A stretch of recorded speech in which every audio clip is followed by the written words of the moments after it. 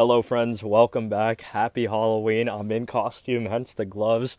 Throw up a little picture of my costume right now. I'm playing half of the antagonist, one of the antagonists from the 1997 movie Funny Games, also as a remake. But enough of that. Like I said, happy Halloween, and it's fucking spooky hours for these fights. Low-key the onion card. Might even have to call it the pumpkin card for the season. But without further ado, let's get into it, man. Very hyped. We got a long card of fights. 14 fights, starting off with Jack Shore versus Youssef Zalal. Straight off the bat, it's spooky hours, man. I've gone back and forth on this one. It's really tough because Jack Shore is coming off of a tough loss to Anderson Brito, where he smoked his leg. He got his leg smoked, I should say. Youssef Zalal has looked pretty good, but I think it might be a little bit of, not hype. It's not hype surrounding Youssef Zalal, because Youssef Zalal is good. He's improved both skill-wise and I think physically. He's actually gotten a little stronger. But I think Jack Shore is pretty much equally skilled to this man, Youssef Zalal. If not maybe a little slight edge in the striking and the stand-up game. And I think it's ultimately going to come out to just a slight... It's going to be a very close decision. I think that's what's going to happen here. I don't see any dude really getting finished. I mean, maybe if one person ends up in like a very dominant grappling position, maybe they can find a sub from there, either fighter. But my gut is kind of just telling me Jack Shore. I'm leaning with Jack Shore on this one. I don't know if that's necessarily the popular move here. And Youssef Zalal might surprise me. I think Youssef Zalal is also turning some heads because he's getting a little bit of a... I don't know how to say this really, but... time has favored Youssef Zalal in the sense that his wins, his previous fights have aged well. That's what I was looking for, really. Specifically, the Ilia Topuria one. The fact that he wasn't finished by Topuria, that he survived, did his thing a little bit. That actually does mean something, but other than that, like... I don't know, man. There's just something about Youssef Zalal. If Youssef Zalal comes out and looks crazy in this fight, then I'll just have to give it up. That's just going to be a plain incorrect, foolish pick because this is kind of a gut pick, ultimately. I'm going with Jack Shore to win this one by decision. I think Jack Shore is just going to have a slight edge, steal the rounds away, eke them away. Might be completely wrong, but let's get away from that one. That one actually is spooky, and that one I found quite hard to pick. Moving on to Jamie Lynn Horth versus Ivana Petrović. Nowhere near as spooky of a fight. In fact, not spooky in the slightest. We're going with Jamie Lynn Horth here. I feel like you almost have to. This isn't one of those picks, one of those fights where you have to go with one fighter. But Ivana Petrović, almost dog shit. Jamie Lynn Horth, not as good as we thought that she was right before she fought Veronica Hardy. But Veronica Hardy put in an insane amount of effort to improve in the manner that she did and perform that the way that she did in their fight. I had picked Jamie Lynn Horth in that fight. Veronica Hardy came out looking like a new fighter, completely just absolutely violated. Didn't violate completely, but won decisively, beat her down. It was very calm. But it wasn't like... It really wasn't like Jamie Lynn Horth had no moments at all. She just got thoroughly beaten by Veronica Hardy, who actually is good. She's very skilled. And I think they're both straight up better fighters than Ivana Petrović. Both of these chicks beat her. I really don't see, unless similar to, I guess, the previous fight, if specifically Ivana Petrović ends up like fully on the back, maybe in like a spooky dominant position in grappling, maybe she finds a sub. Maybe she finds a sub from there. It's not impossible. It's not like a real like sacrificial fight or anything. I'm just pretty sure that Jamie Lynn Horth is a better fighter. Granted, there's a little bit more variables at play with a fight like this, but if you run this fight like 100 times, I think Jamie Lynn Horth wins most of those fights, above 50. So, moving on. Chad Anheliger versus Cody Gibson. Another spooky hours fight. Not for the worst reasons, not for the best reasons, but I'm leaning Cody Gibson here. And it's kind of rough because my instinct, even as I say it again, something tells me to go with Chad Anheliger because Chad Anheliger has showed us enough to kind of like enough skill, enough talent at moments, little flashes that it's like you have to keep it in the back of your mind. It's like he might have that. Like, he probably doesn't. He's probably not going to pull out that for this fight. Like, you know, that skill set, that talent level. But it's there. It's been a lot more prevalent than Cody Gibson. Cody Gibson did look decent in his last fight. It was against fucking Brian Kelleher. So, take that for what it's worth. Ultimately, I think stylistically, this does kind of favor Cody Gibson. Also something that you really can't avoid talking about it. There is a major size discrepancy between these two fighters. Cody Gibson is a lot bigger.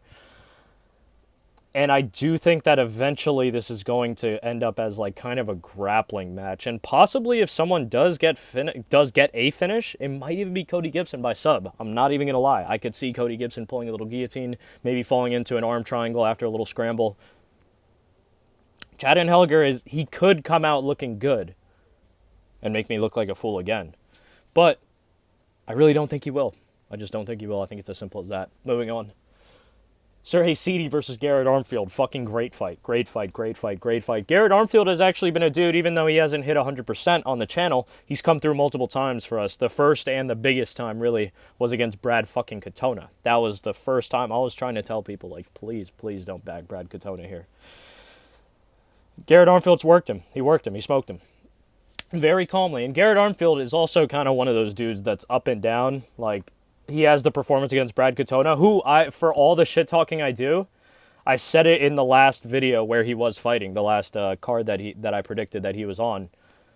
Brad Katona is, for better or for worse, one of the most underrated fighters in the UFC. Just in terms of regular skill, like winning fights, it's kind of a not a straight nebulous thing, but I do think he's underrated because you hear me hate on him all the time. You rarely ever hear me give him any good grace, but that is his good grace. If I'm being objective, he is one of the better, like legitimately underrated. He is better than people think he is.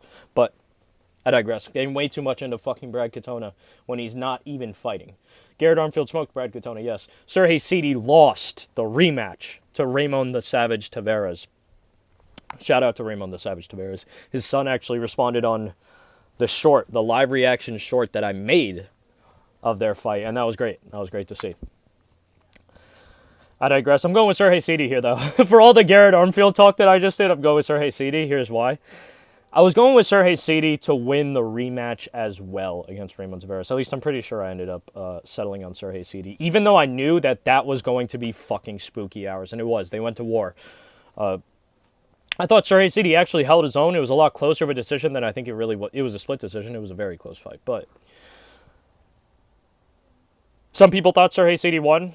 I think I was leaning Ramon, but even though like it was basically superficial damage versus general striking, like cut straight up facial damage versus striking numbers essentially, and ultimately the judges favored Ramon Tavares. That is what it is. I think that was a good fight. You can see people right now saying that Ramon Tavares is an absolute bum. I don't think that's the case at all. But Serhiy Sidey is not a bum. Serhiy Sidey has fought tough dudes before even getting on the UFC. One of the tougher dudes being Matteo Vogel, a dude that I don't think he's fought in the UFC, but Matteo Vogel is a name that you might have seen because I'd say in the past year, a lot of these prospects like Serhiy Sidey, like a couple of other dudes have fought Matteo Vogel, and he actually, besides, I did watch his fight versus Serhiy Sidey, but he gives a lot of dudes problems. He wins a lot of fights, actually, Matteo Vogel. I think he might have fought in the Contender Series and lost his Contender Series fight, but I digress. Serhiy Sidey, I think, is the better striker. I think he's bigger as well. I'll double-check that right now. He is bigger. He's notably bigger, actually, at 5'11 compared to 5'6, but with only a 2-inch reach advantage, so that's almost negligible. Not exactly negligible, but almost negligible. The problem with it, though, the 72-inch reach, is that Serhiy Sidey is kind of a guy who knows how to use it. He does strike at that kind of rangy point style, but he does deliver hard shots, and he can hurt you, and he can put you away. I think his offense is a lot better than his defense, Serhiy Sidey's, but I think Serhiy Sidey should get this one done. Possibly a finish. I could see Garett Armfield literally knocking out Serhiy Sidey, though, because Serhiy Sidey does get hit in his fights. He takes damage in his fights. Not even with the intent to necessarily straight up trade. He just gets hurt. People hit him. It's hard, you know? Hardest thing to avoid is people hitting you in the fight. But Serhiy is the pick there. I'll say by decision. I'll say by unanimous decision. Maybe not unanimous, but by decision. Shouldn't have said unanimous. Moving on. Alexandr Romanov versus Rodrigo Nascimento. Spooky hours because of the weight class, because of the physicality of these dudes. Skill-wise, not as spooky. I do think someone's going to get finished here, and I think it's going to be Rodrigo Nascimento. I'm going with Alexandr Romanov. Again, Rodrigo, God, man, that dude is a little rough. Rough around the edges. So is Alexandr Romanov. But when you watch Romanov fight, just skill-wise, like, you can see there's something. There's bones there, at least. You know, there's bones there. There's a little bit of technique there. There's a little bit of strategy, like, all right, I'll blitz early, you know, use this, blah, blah, blah, blah. And I fuck with that. With Rodrigo Nascimento, I really don't see all of that, despite his 11-2 record. 4-2 in the UFC. I actually just want to see, just refresh my memory real quick.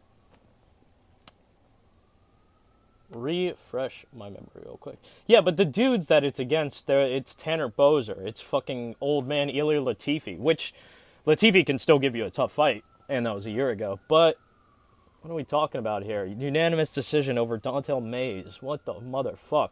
Getting knocked out by Derek Lewis is really just welcome to the club. But we can live with that. We can live with the Derek Lewis TKO loss, KO loss. We can live with that in round 3 from Rodrigo Nascimento. But it's just like, who do I think is going to be more dangerous from the start of the fight? Alexandr Romanov. That's pretty much it. Who has shown me more? Like, on the opposite side of that coin, if we go back to Alexandr Romanov, and we see who he fought recently, completely different level of fighter, completely different class of fighter. This dude has losses in his past 5 fights, okay, the wins and losses. Jailton Almeida, Blagoy Ivanov, Alexander Volkov, Marcin Tybura.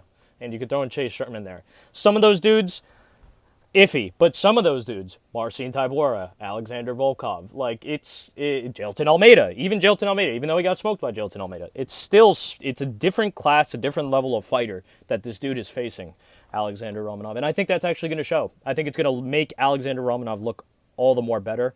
Granted, either dude could win this one with a punch in the first round, so it's nothing too crazy. I do think Romanov also has a little size advantage. Maybe not height, but reach.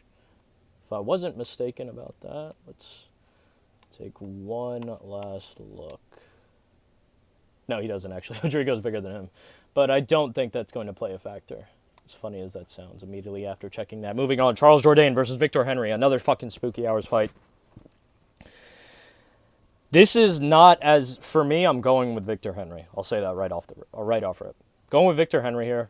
It's not so much that I'm backing Victor Henry and I have crazy faith in Victor Henry. As much as this is honestly a Charles Jourdain fade. It might be sad to hear to some people, but Charles Jourdain, despite fighting good dudes, he's not fighting bums. He's on a skid, man. He's going downhill. You have to admit, he's been looking worse and worse with his fights. It's kind of fucking spooky, man. And it started ultimately with the Sean Woodson shit. I had actually picked Sean Woodson to beat Charles Jourdain. I thought he would literally be able to keep Charles Jourdain at range, circle around, just piece him up here and there, and that's what happened. Stuff takedowns. Now, where do we find ourselves? Where does Charles Jourdain find himself? He finds himself 2 or 3 losses deeper. One of them, if not 2 of them, I might be misremembering this, he got finished in one of them. And now he's dropping down a weight class from 145 to 135. And he wasn't exactly a small 145er. So it's just like, I don't know. I mean, he might look like death on the scales, and then he might look fucking fantastic come Saturday. We've seen that happen before, but this just, it doesn't bode well. Nothing that I see from this gives me, like, inspiration or hope or confidence, you know? Like, a dude losing multiple fights, then dropping a weight class, like, he's trying something. That's the silver lining there. He's trying something. I don't know if it's going to work, though. Victor Henry has gotten old, but Victor Henry is still a scrapper. That motherfucker is a scrapper. That, I think, actually kind of favors Charles Jourdain if he can get it into, like, kind of the brawl style that he likes it to be, a little bit where they're trading. Maybe Charles Jourdain can just stay outside just for a couple sequences and then get his own sequences in. But I honestly think that recent performances, recent form, we'll call it, for Charles Jourdain, the drop down to 135, just bad vibes. It's bad vibes. It's fucking spooky. It's really more of a Charles Jourdain fade than it is the Victor Henry pick, full pick in faith, but I'm going with Victor Henry. Honestly, I don't know what tells me this. I really don't. I could see a round 3 KO TKO for Victor Henry if it doesn't happen early on. I could see it happening. I could see Charles Jourdain, pretty much hold his own. Maybe he's losing the rounds because of one big moment. He gets rocked, he gets stumbled, gets wobbled a little bit. Maybe not dropped fully in chaotic exchanges. And then at the end, when he's a little bit gassed, his body's drained, just gets finished by this man Victor Henry in a little close exchange, close encounter. It could also go. I did see people writing this on Tapology. Not really what I was thinking about. I didn't really foresee this, but I do think it's fair to note that it's absolutely possible. Charles Jourdain does like to pull the guillotine. Victor Henry doesn't exactly shoot takedowns with the sole objective of taking people down, per se. It's a bit of a distraction. He's not horrible with takedowns. He just... committing is a different thing. Victor Henry might actually get takedowns, though, which will add to control time, sway the rounds in his favor, specifically up against Charles Jourdain. That's just something to note. I'm just going to throw that out there. Whatever that's worth to you. Moving on, another great fight. Ariane Lipski versus Jasmine Jasudavicius. Jasmine has been my girl. If you've been watching this channel, I almost pick her emotionally at times, but she comes through. She fucking comes through. You can't win them all. She lost to Tracy Cortez. I picked her to beat Tracy Cortez, actually. You can't win them all. And Tracy Cortez is not dog shit. She's not even mids. She's mid-highs. She's a good fighter. Ariane Lipski, you would think would be a good fighter, honestly. Just from, on paper. I hate to say it, on paper. On paper, you would think that she's an amazing fighter, actually. But when you see her UFC tenure, even though she's pulled out some last-minute wins, last-minute finishes even, from, compromised states, or, she completely took over the fight when she was the underdog, it's just a lot more inconsistent. Ariane Lipski actually might even be, if I remember correctly, chinny. I think she's actually been... Yep. Getting TKO'd by Priscilla Cachoeira in round 1. Really fucking spooky hours, man. Really fucking spooky hours. Granted, that was years ago. Not getting TKO'd by Karine Silva. Silver lining, again. We're talking about silver lining again. But I think Jasmine is actually a good fighter. I think she's a talented fighter. Getting a little long in the tooth, but there is still fucking time left.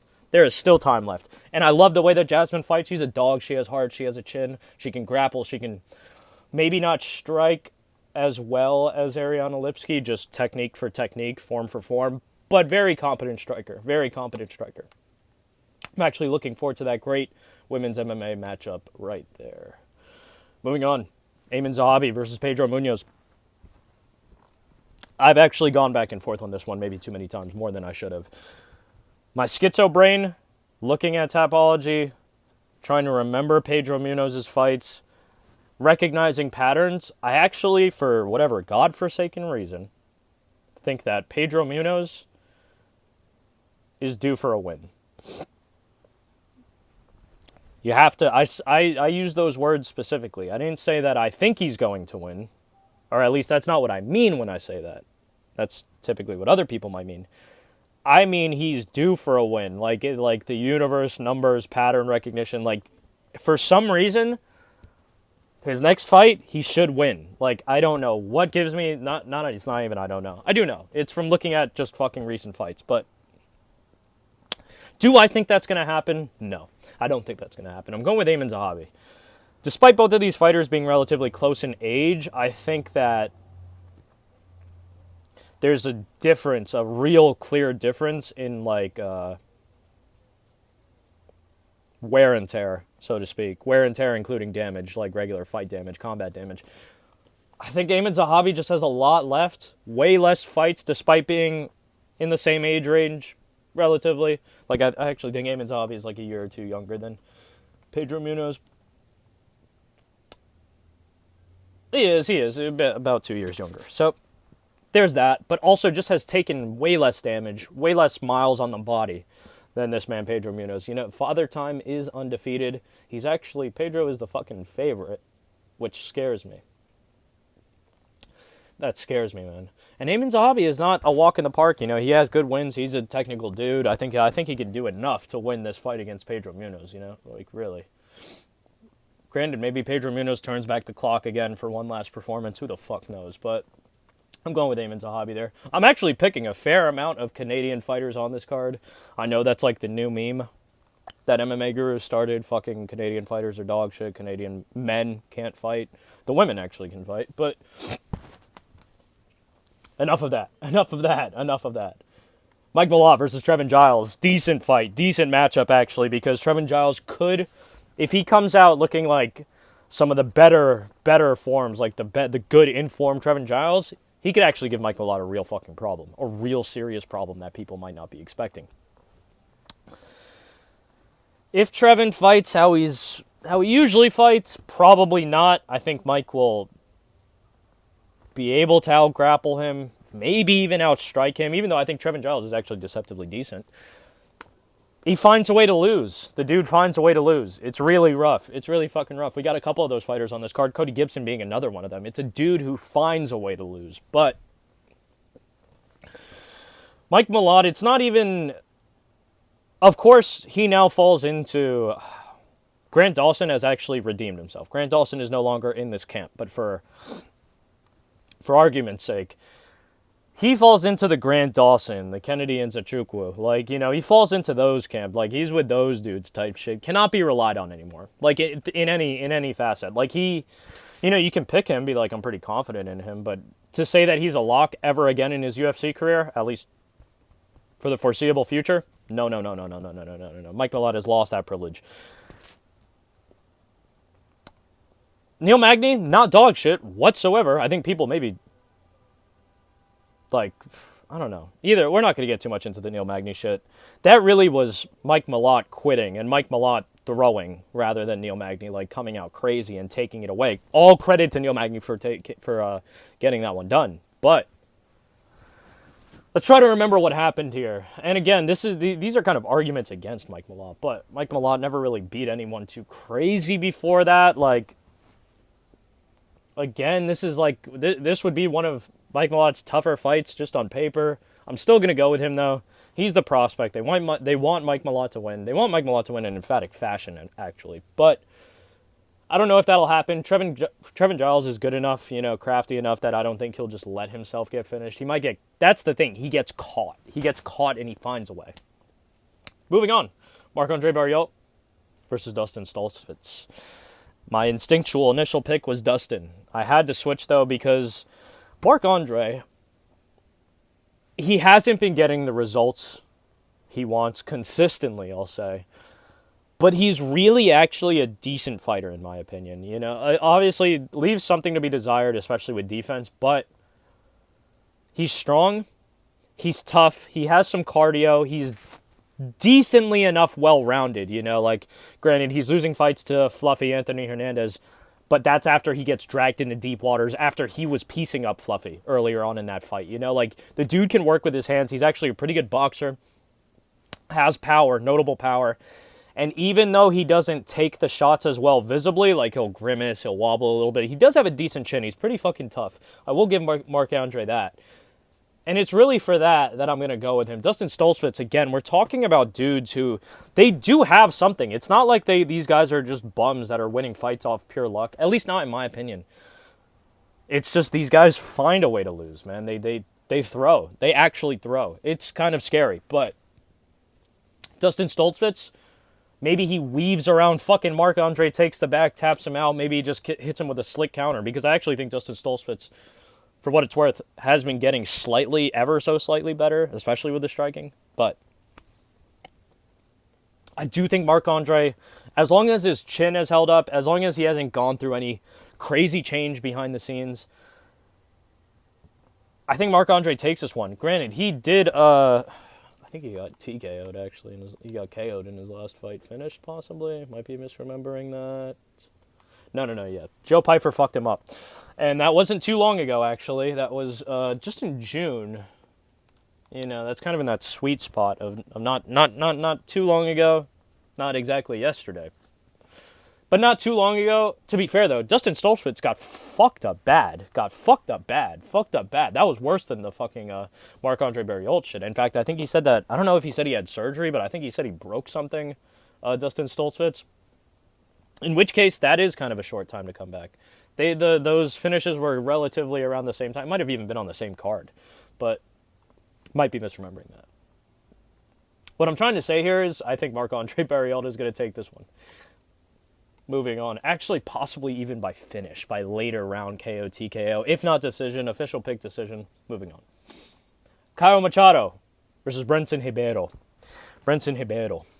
We meet again. Brenton Ribeiro, we meet again, man. I think, actually picked this dude twice, and both times he let me down. I know I picked him against Mingying Zhang, which was the first fight that I'm thinking of the two.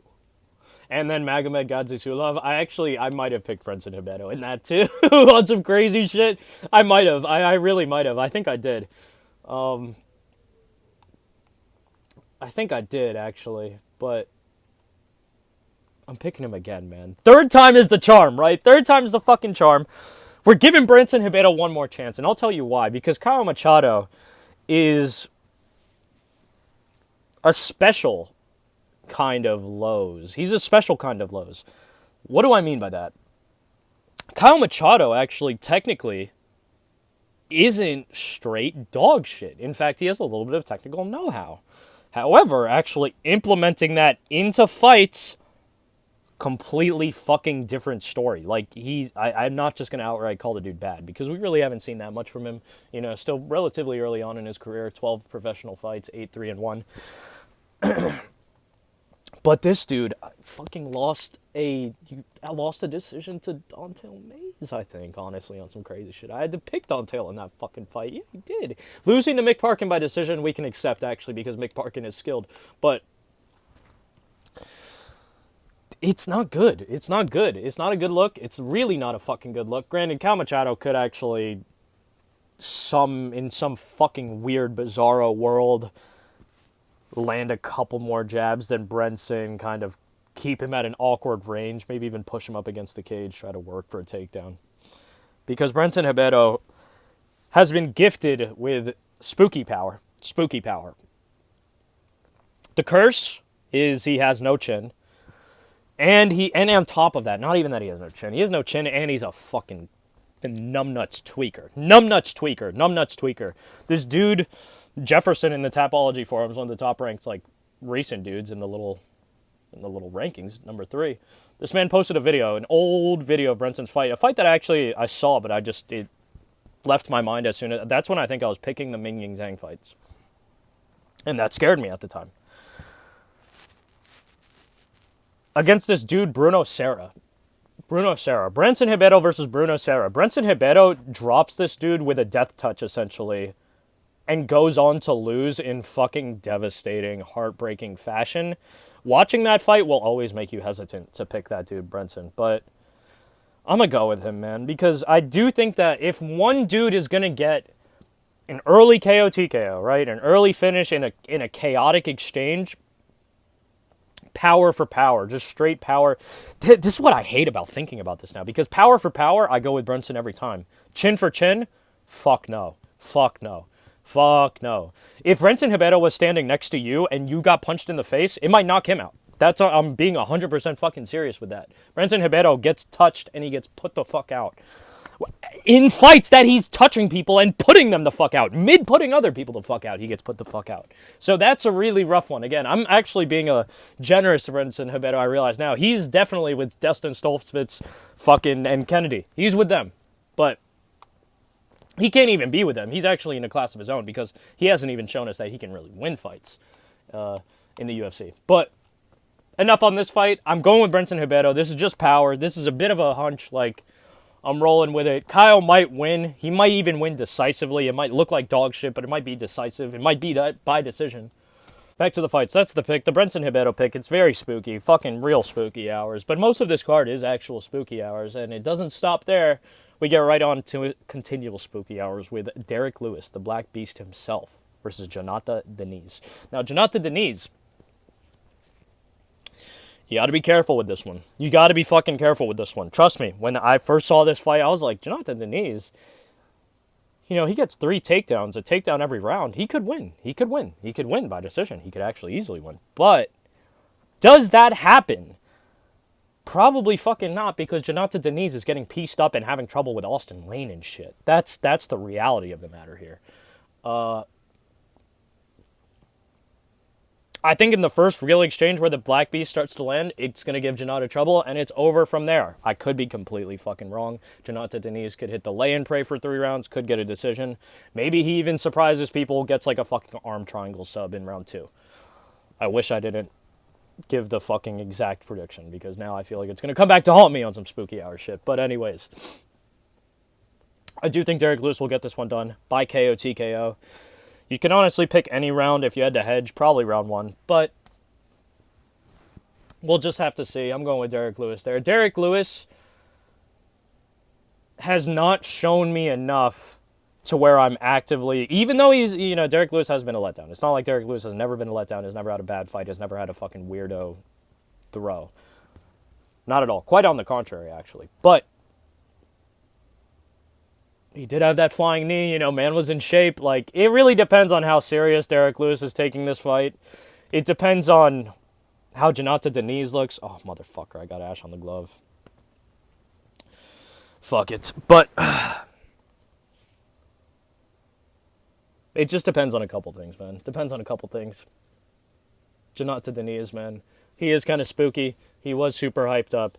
He did win his fights. But I can't, again, Derek Lewis has not shown me enough to where I'm rooting for a guy like Jonathan Deniz, and Jonathan Deniz has not shown me enough that I should ride with him over a guy like Derek Lewis. So, Derek Lewis is the pick there. Again, probably by KO TKO, I'll just say round 1. But, moving on to a decent co-main fight. A very decent co-main fight. Rose Namajunas, Doug Rose Namajunas versus Aaron Blanchfield. Aaron Blanchfield, where do we start with this one? Rose Namajunas is the pick here. I'll get that out of the way right now. Why is she the pick? I think that Aaron Blanchfield and Tracy Cortez are kind of similar, except that Tracy Cortez maybe doesn't have the overall ground game, excuse me, of Aaron Blanchfield. Probably has better hands. Still got fucked up by Rose Namajunas. Literally beat the lashes off her. It was nutty. From baddie to saddie, if you remember the thumbnail. From baddie to saddie. But if Aaron Blanchfield somehow gets these takedowns, even though that's not her strong suit, once she gets the takedowns, it's a different game. It's a different fight. That is going to be fucking spooky here. Rose is pretty good with takedown defense. But what has been a more common, what has been a lot more of a reoccurring theme, reoccurring phenomenon in Rose fights, she shows up looking like absolute shit. I'll say it. I said it. I fucking said it, okay? It's not going to stop me from picking her here and riding with her and hoping that she puts on a performance like she did against Tracy Cortez because she showed out. But this one really might be painful to watch. This one might end up being fucking painful to watch. Rose Namajunas could even win by KO TKO here. I do doubt it. I do think it's just going to be a very calm, very decisive decision. But like I said, man, if the fucking takedowns start happening, who knows? Who knows? Rose Namajunas by decision, the official pick. Moving on to the main event, Brandon Moreno versus Amir Albazi. Again, this is a fight that I switched up on. The initial pick, Amir Albazi. Until I started reading, until I started really thinking, because there was also some, what I would refer to as outside the cage things that were influencing my pick on this, especially with Amir Albazi, but actually that really wasn't even what I was referring to in this sentence. What I am referring to is just kind of the stage of life that a dude like Brandon Moreno would find himself at. You know, he was the champion a couple times, fought in high-profile fights, fought in main events, fought in some wars, took some damage, delivered some damage, you know, found some more success outside the cage as an athlete, as a sports figure, you know, as a public figure, rather than just a fighter straight up fighting, like, based off of his combat skills, his combat prowess. But again, with being that former champ, I don't think that hunger and that drive, even though it might have diminished, I think with a dude like Brandon Moreno, it can come back. And it can come back for single fights. It can come back for long periods of time. Who knows? But it can come back. And I think I was actually weighing that a little bit too heavily. The outside influences on Brandon Moreno. You know, man's enjoying his life now. Enjoying everything that he worked hard for, as he should. And a dude like Amir Albazi is trying to get that. He's trying to carve out his piece. Amir Albazi, though, has been fighting for his fucking life, apparently, behind the scenes. I don't want to get too much into it, but to keep it short, Amir Albazi apparently had like a pinched nerve or something broken in his neck. He had a real bad like injury to where he said like his arm would go like numb for days at a time after throwing a single punch, and like half his body would get like paralyzed, and like his like heart was like he would have heart palpitations, and he was going through a lot of shit, like a lot of shit that I think he's had surgery for, a lot of ailments, debilitating ailments that required medical intervention.